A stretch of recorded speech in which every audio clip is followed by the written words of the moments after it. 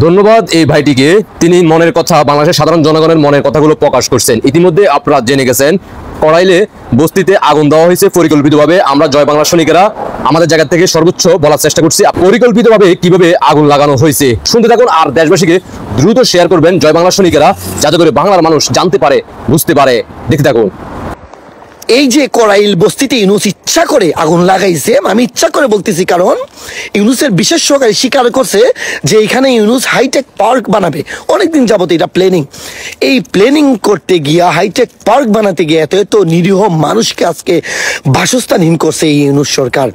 দেখেন এই মানুষগুলা গতকাল থেকে কি খাইতেছে, কি না, কিভাবে থাকতেছে, এইগুলা নিয়ে কিন্তু কোনো মিডিয়ার মাথা ব্যথা নাই। মিডিয়াকে ডাইভার্ট করে শেখ হাসিনা 832 ভরি স্বর্ণ পাওয়া গেছে, এইটা নিয়ে হেডলাইন। আর শেখ হাসিনা বলছে উনার কোনো ধরনের স্বর্ণ লকারে নাই। যদি লকারে স্বর্ণ উনার হয়ে থাকে তাহলে উনি এই স্বর্ণগুলাকে করাইল বস্তিবাসীদের জন্য দিয়ে দিতে বলছে। এই ইউনুস মানুষকে এত বুধাই ভাবতেছে তার নিজের সাদা লাশ বিলাসবহুল কোনো কিছু করার জন্য নিরীহ মানুষকে আজকে বিলি দিতে হইতেছে একদম তার শখের জন্য। ইউনুস সাহেব, বাংলাদেশের মানুষ এত বুধাই না, এর জবাব কিন্তু একদিন চাইবে।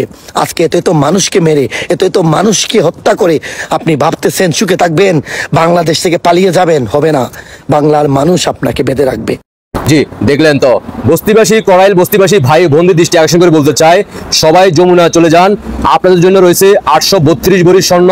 মাননীয় প্রধানমন্ত্রী শেখ হাসিনা আপনাদের দৃষ্টি আকর্ষণ করে বলছে, যারা আপনারা ক্ষতিগ্রস্ত হয়েছেন, মাননীয় প্রধানমন্ত্রী শেখ হাসিনা যে 832 ভরি স্বর্ণ পাওয়া গেছে সেগুলো আপনাদের মধ্যে বন্টন করে দেওয়ার জন্য মাননীয় প্রধানমন্ত্রী শেখ হাসিনা নির্দেশনা দিয়ে দিছে।